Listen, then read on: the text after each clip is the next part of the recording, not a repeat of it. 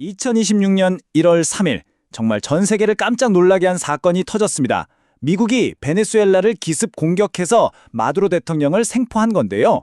오늘 이 자료 분석에서는 이 사건이 과연 세계 경제, 특히 석유 시장에 어떤 의미를 갖는지 한번 제대로 파헤쳐 보겠습니다. 작전이 끝나자마자 트럼프 대통령이 소셜미디어에 딱 이 한마디를 남겼습니다. 이건 이번 사건이 단순한 정권 교체 그 이상이라는 거죠. 훨씬 더 큰 경제적인 그림이 있다는 걸 암시하는 건데요. 자, 한번 제대로 파고 들어보죠. 그럼 대체 이 모든 일이 어떻게 시작된 걸까요? 정말 눈 깜짝할 사이에 벌어진 일인데 그 긴박했던 90분을 한번 따라가 보시죠.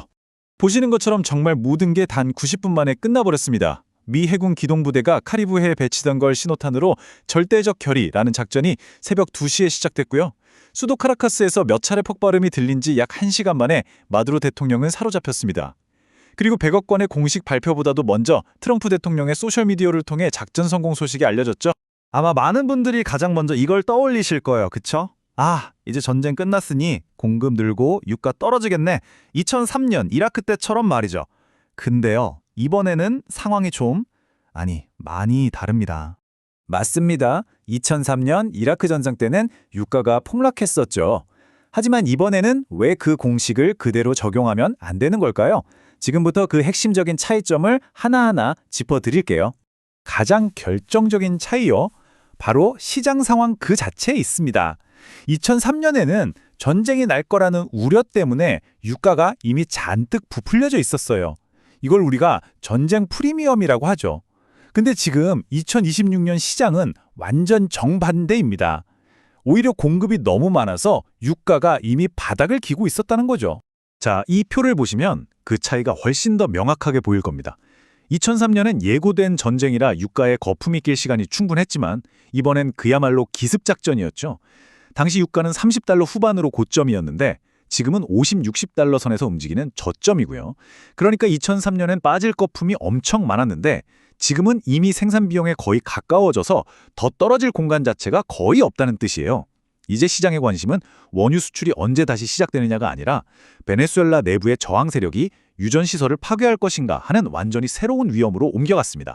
자, 이렇게 과거의 공식이 완전히 깨져버린 상황이라면 앞으로 유가는 대체 어떻게 움직일까요? 시장의 새로운 전망 한번 들여다보겠습니다. 정말 흥미로운 지점이 바로 여기입니다. 시장이 단기적으로는 유가 하락이 아니라 오히려 상승할 수도 있다고 보고 있다는 거예요. 왜냐고요?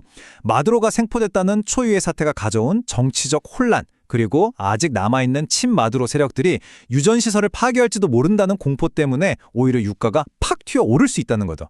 물론 길게 보면요, 미군 통제가 안정되고 베네수엘라의 막대한 원유가 시장에 풀리기 시작하면 점차적으로는 내려갈 것으로 보입니다. 자, 그럼 유가의 단기적인 등락이 이번 사태의 본질이 아니라면 우리는 도대체 뭘 봐야 할까요? 진짜 이야기는 따로 있거든요. 진짜 수혜자는 말이죠. 이번 작전의 진짜 승자, 그건 바로 미국의 거대 정유사들입니다. 이 친구들이 어떻게 이겼는지를 이해하려면 핵심 개념 하나를 딱 짚고 넘어가야 합니다. 바로 정제 마진이라는 건데요. 이거 아주 간단해요. 원유를 사와서 우리가 쓰는 휘발유 같은 제품으로 만들어서 팔 때 남는 돈이에요. 당연히 원재료인 원유를 싸게 사오면 사올수록 마진은 그냥 폭발적으로 늘어나는 구조죠. 그리고 이 숫자를 한번 보세요. 95%. 이게 이번 작전 바로 직전에 미국 정유사들 공장 가동률이었습니다. 거의 24시간 풀로 돌리고 있었다는 얘기죠. 이런 상황에서 엄청나게 값싼 원유를 추가로 확보한다? 이건 그야말로 대박인 거죠. 자, 그럼 미국 정유사들이 그린 그림은 이렇습니다. 시나리오가 두 단계로 되어 있어요. 첫 번째, 일단 과거에 베네수엘라 정부한테 빼앗겼던 유전이랑 시설들, 이거 싹 다 되찾아옵니다. 거기다가 세계 최대 매장량에 대한 독점적인 운영권까지 확보하는 거죠. 그리고 두 번째, 이제 미군 통제 하에 있으니까 베네수엘라의 값싼 원유를 자기네 공장으로 우선적으로 쫙 끌어오는 겁니다. 그럼 어떻게 되겠어요? 역대급 정제 마진을 기록하면서 이익을 말 그대로 극대화하는 거죠. 자, 이 모든 걸 종합해보면 이제 투자자들은 어떤 새로운 게임의 법칙을 따라야 하는지 답이 나오죠.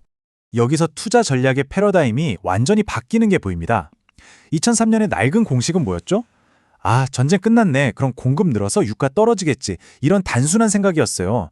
하지만 2026년의 새로운 공식은 훨씬 더 정교합니다. 이제 유가 자체가 오르냐 내리냐 이거보다 어떤 특정 기업들이 얼마나 많은 자산을 손에 넣고 또 얼마나 높은 정제 마진을 올리는지 바로 여기에 집중해야 한다는 겁니다. 여러 자료를 분석해보면 그중에서도 최대 수혜주로는 쉐브론이 꼽히고 있습니다. 왜냐하면 이미 베네수엘라 안에 가장 탄탄한 사업 기반을 가지고 있었거든요. 그래서 이번 사태로 자산을 되찾고 운영권을 확보하는 데 있어서 다른 회사들보다 훨씬 유리한 위치에 있다는 거죠. 이번 베네수엘라 사태는 한 국가를 향한 군사작전이 특정 기업들의 이익과 얼마나 직접적으로 그리고 노골적으로 연결될 수 있는지를 보여주는 정말 극명한 사례입니다. 그렇다면 우리에게 남는 질문은 바로 이겁니다. 이 새로운 지정학적 체스판 위에서 다음 목표물이 될 자산은 과연 무엇일까요?